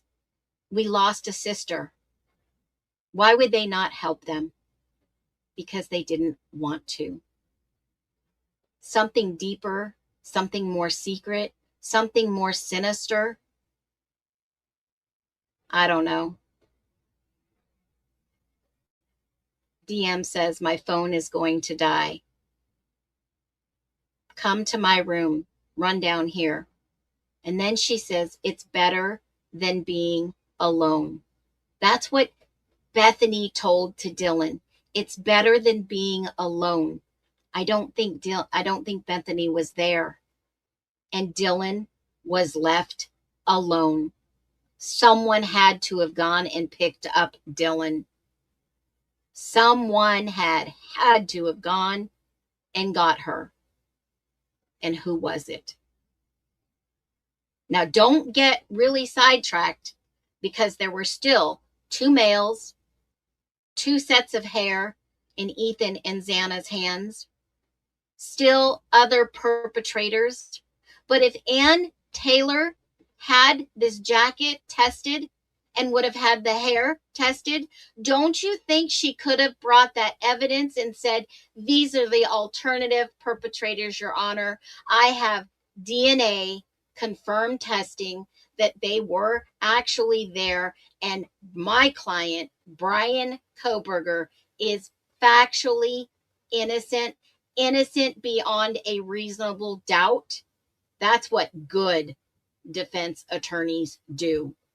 See, the prosecution didn't have the burden of proof to prove Brian Koberger was innocent. They had the burden of proof to show he was guilty. And the test results may have never shown he was guilty. Whether he was set up, whether he was a willing participant to this, we still don't know for sure. Will we ever know? And if not, people with autism, sometimes they could be logically book smart and miss out on a whole lot of common sense. And remember, Brian wasn't astute with the legal system. He just knew, based off his studies, people were pleading while innocent. If evidence was withheld that proved his innocence, he should get exonerated, especially if the evidence points to certain people's DNA. Alice and I agree. I wish he would have been able to hire a good attorney. But I don't think any attorneys in the state of Idaho wanted to take this case, because those are their peers that may have graduated from the University of Idaho. And remember, that club is very exclusive. Very. Anne kept saying he was innocent in public, over and over, right in front of the judge. Yes, they didn't care. Anne could have relinquished her whole good old boy club. She could have. She could have thrown her career in the trash. Not to mention, it's a Victoria's Secret jacket, and the closest store was approximately 60 miles away in Boise, Idaho. I don't know which is the nearest. Let me see. Moscow. Well, that's a good point. Where is that Victoria's Secret store? Let me take a look. Closest.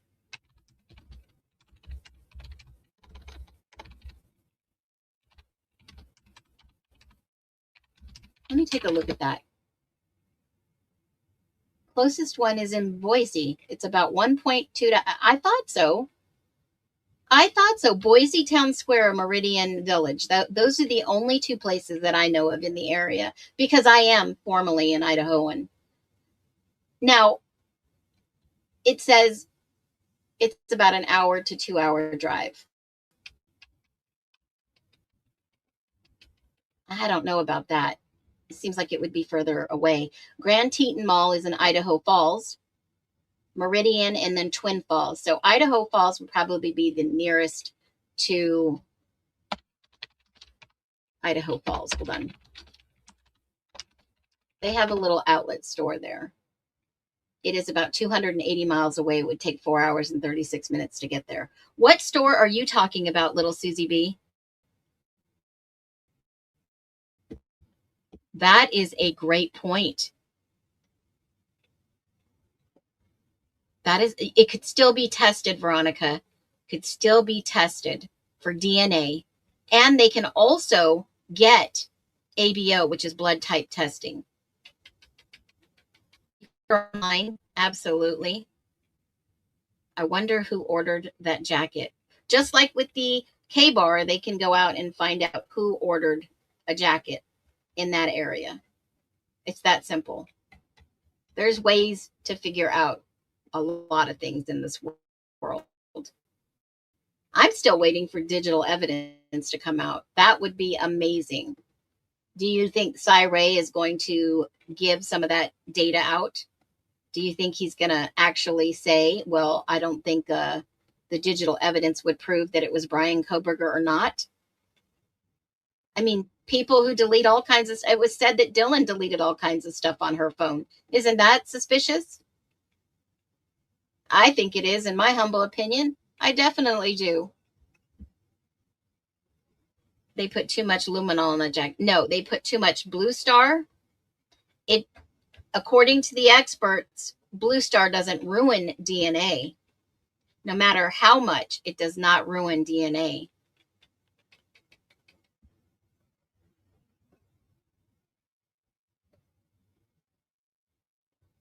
All characters in this case are suspicious. Oh, my word. It is 65 miles in 2022. Okay, perfect. Thank you so much. That is a great point. Who would buy a jacket like that? Do you think, let me ask you as a poll. Let me ask you. Hold on. Let me see if I can grab this.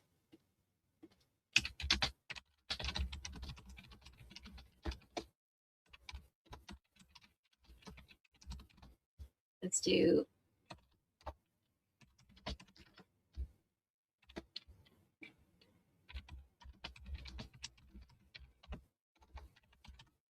All right, here we go. Let's see. Let's see how you answer this poll. Do you think that was Dylan's jacket? Yes, 100%, or no, not her style? Let's kind of get an idea. Drop your number in the poll.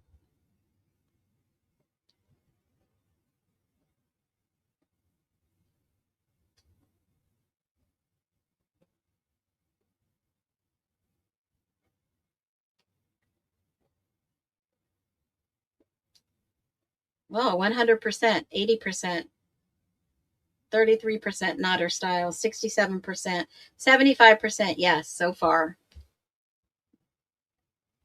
Let's get an idea. I mean, Ethan's stuff was in the closet. Whose jacket would that be? Whose jacket would that be? If it was Jenna's, I'm sure she would say, yeah, that's mine. Right? If it was anyone else, I'm sure they would say, yeah, that's my jacket. Or Bethany. It's hard to trace where the jacket comes from unless you have a picture of yourself buying it. But the fact that she was so desperate to get that jacket back means that she knew what was on it, blood. That's possible. Absolutely. So 81% of us say, without a doubt, that was Dylan's jacket. I wonder if the defense had possibly have a picture of her in it. I wonder if they had a picture of her in it. Not Xana. It definitely doesn't look like anything Kaylee would wear. What about Maddie? I don't think Maddie would wear something like that. And I really don't think Bethany would wear something like that. I think Dylan is a Victoria's Secret girl. I mean, we could look at the pictures, the crime scene pictures, and look at her room and see if she would technically buy something like that. But, I mean,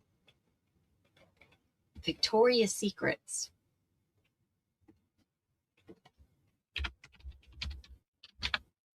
Let me just take a look at this. I don't know. You think that she would really buy something, or it was a gift? But her mom even denied it.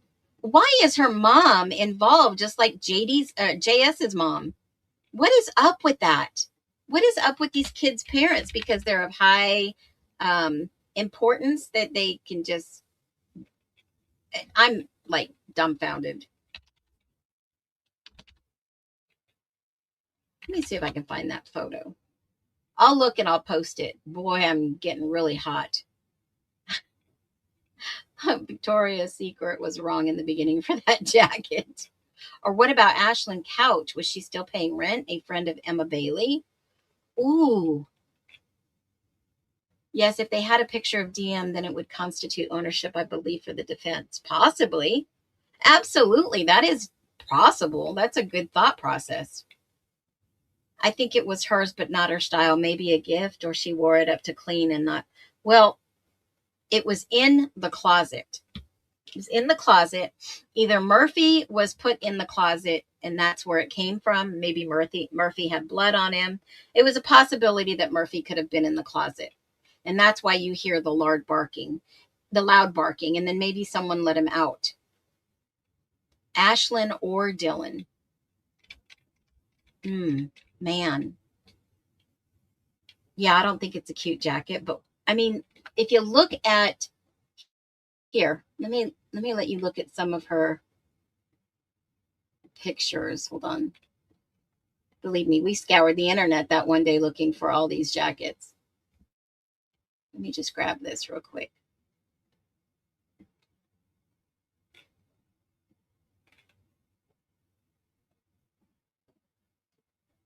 I mean, haven't you ever bought something and then you thought, man, why did I buy that?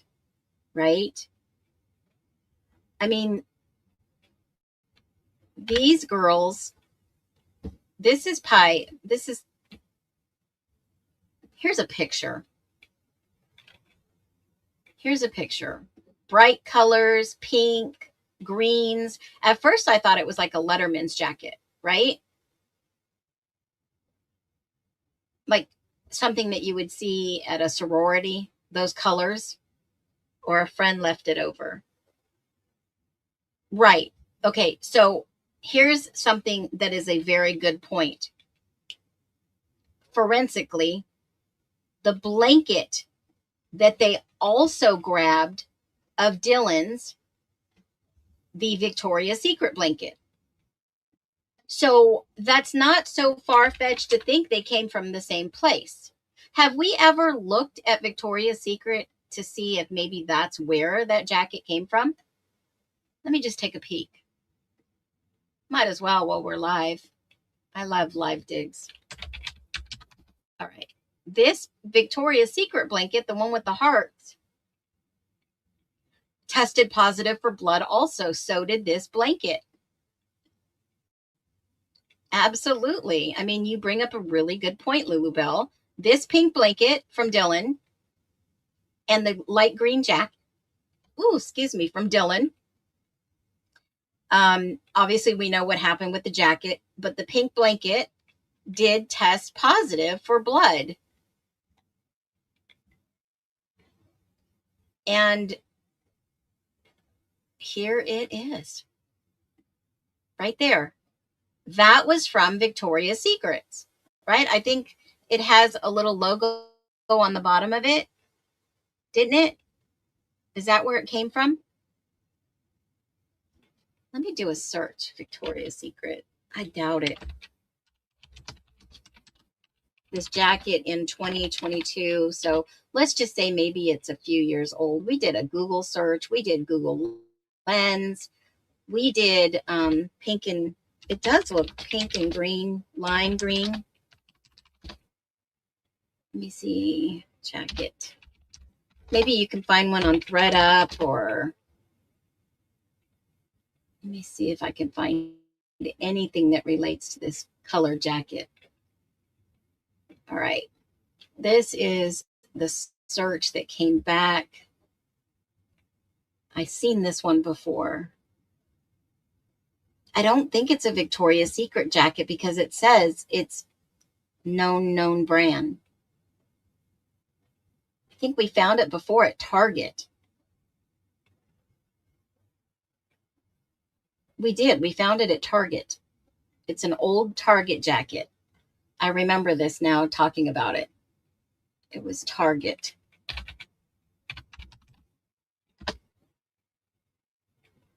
It had flowers. I totally remember we went through this.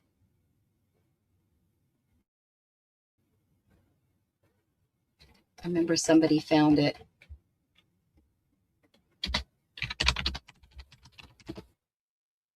There it is. There it is. Somebody made it into a vest. Jacket and coats, green, pink flowers, sleeveless, baggy, wild fable. See what it says. Coats and other things you'll like. Oh, it says wild fable. Poshmark. Is that the seller or is that definitely looks like a wild fable or thorn? Yeah, it is, says wild fable. You are spot on, girlfriend. Everything. Who said that? Rumble with JC. Sorry. Wasted waffles. Yeah, it's right here. A fable. Wild fable jacket. Very interesting.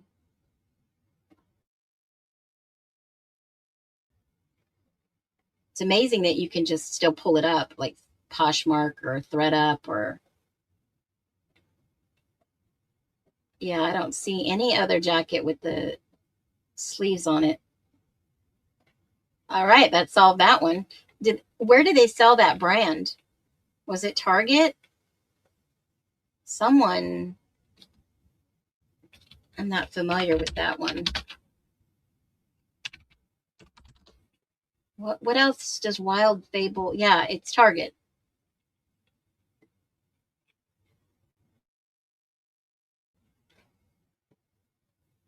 Yep, they sell it at Target right here. Coats and jackets, tops and bottoms. Someone shops at Target. I mean, sometimes they have some good deals. All right. So, yep, Target. You guys are spot on. You guys are wild. I'm in Minnesota. Add it to the map. You pet Muggsy. Welcome in, too. We will add you to the map. Welcome in. Congratulations, Native April says. Those are god-awful jeans. You girls in the picture when I'm talking about, they horribly fit. I think she's very jealous. Yeah, I kind of had a feeling. Definitely looks like Wild Fable. Look at you girls. You absolutely know. I'm in Minnesota. Add it to the map. We got you, honey. We definitely got you. She was in a picture sleeping on the couch with that blanket. Yes, she was. So let's talk about this, Wasted Waffles. You bring up a very good point. And it was said that that picture was taken, half of her eye was open, half of it was closed. She was faking sleeping. So did people lay in wait for Maddie and Kaylee to get home? What do you think? What do you think? In my opinion, Native April says Dylan didn't fit in with the other girls. Her style, yuck. In her picture, she never seemed to fit in with the friend group. Yep.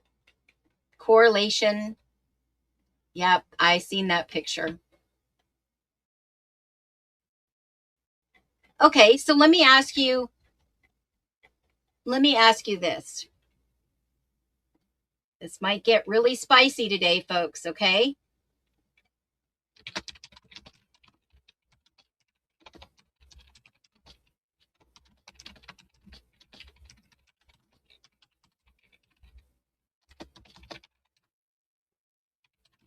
Gonna get spicy.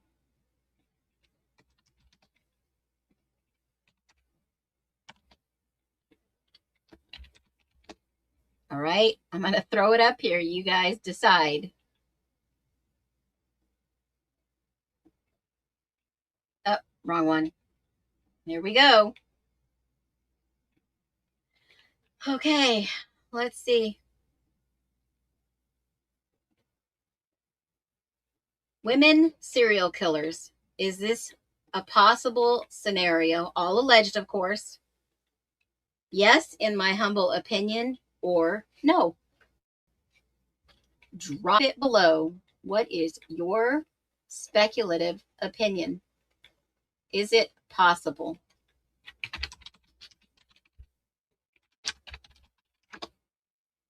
If no one else was there except for a lone survivor, is it possible?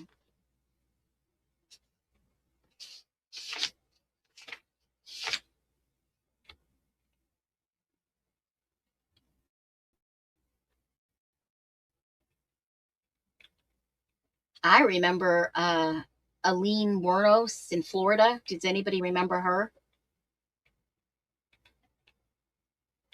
They called her the Blood Countess. She knew to scurry to do it. It had others come and do the job. Maybe not 100%. Maybe not. I mean, it is possible. They do exist out there.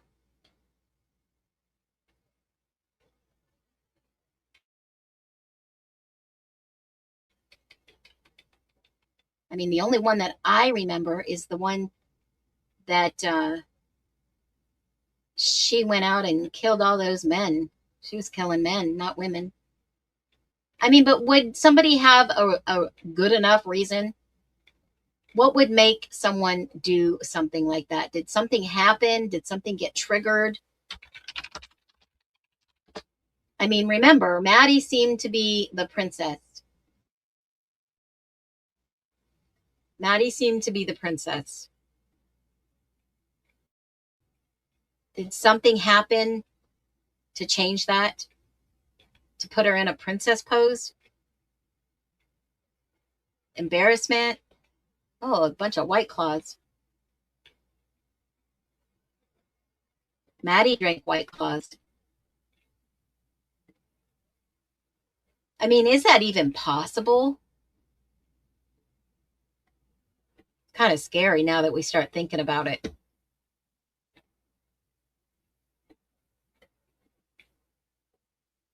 The roommates beat the shit out of Dylan on Halloween. I've heard this. Why? What happened? Why would they do that on Halloween? Why? What had happened? Yeah, that's the girl that I was talking about.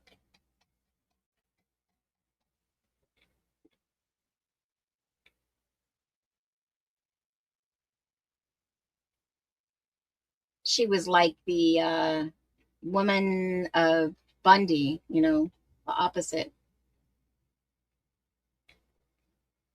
Well, there was another one way in the 1800s. I mean, random things that run through my mind. You don't do that for fun. I mean, come on, there has to be a reason. Women kill for a specific reason. It's not like, oh, because they can.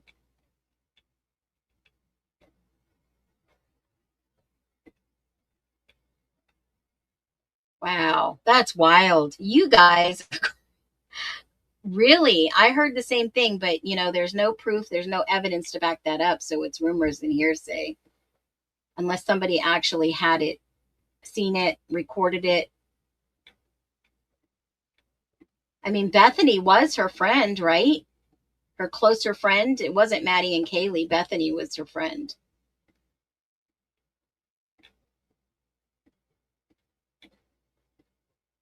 I don't know. I've always had the idea if I don't fit in with a certain crowd or a certain clique, even in high school, I made my own. Dylan manipulated a fight between Maddie and Kaylee. Really? Is that why Kaylee left? Jealousy, rage. Yeah, they do say it was a rage killing. Wow. Yeah, I've seen that video. So I don't want to do any spoilers, but at the end of this book, I don't know if you guys have, drop a 1 if you guys got the book Broken Plea. Drop a 1 if you, in fact, did get the book Broken Plea. I want to get a kind of an idea here because I don't want to give up any spoilers if you haven't gotten to the end of the book. I definitely don't want to. But if you've not read this book, Broken Plea, right? It's looking for the explosive search for truth behind the Idaho murders. And if you've not gotten to the end, next week we're going to do chapters 6 through 10. And that also includes the August effect, the high noons, the timeline. I don't want to give anything up away at the end, but sometimes I have a habit of reading the last chapter and then go to the beginning. These last 6 pages or so are going to blow your mind. They are just going to really blow it all up, and without pointing fingers, or I think we got already to page. Well, I'll just stay at the timeline. I'll stay at the timeline. That's easier. I think when you get to the end, you're going to kind of really feel the emphasis where Chris is leading you. And it is a bombshell moment if you just watched my video. If Ann Taylor, the defense attorney for Brian Kohberger, they have an ethical, legal oath they take. No matter if you're a prosecutor or you're a defense attorney, you're all on the same side. I'm just saying, you all are lawyers. But if you had evidence that proves your client is innocent and it was never used at any time for discovery, that is exculpatory evidence to prove his client is innocent. And they did state that it was going to be third-party tested. This jacket, if it was tested, where's the DNA, Ann Taylor? If no one is going to stand up for Brian Kohberger, if everyone's going to stand back and point fingers and the guilters are going to say he's 100% guilty, show me how he's guilty. Show me how he's guilty, folks. And then we'll stop asking questions. Y'all be well. Thank you so much for joining us here today. I appreciate every single one of you. We are out to find truth in the Idaho 4 case. If you've missed it, go back, watch this on replay. It'll be up later on today. Make sure that you subscribe to the channel. Just subscribe. You don't have to do a membership. We're going to cover the book next Tuesday. And if you are here to find the truth, welcome home. Be well.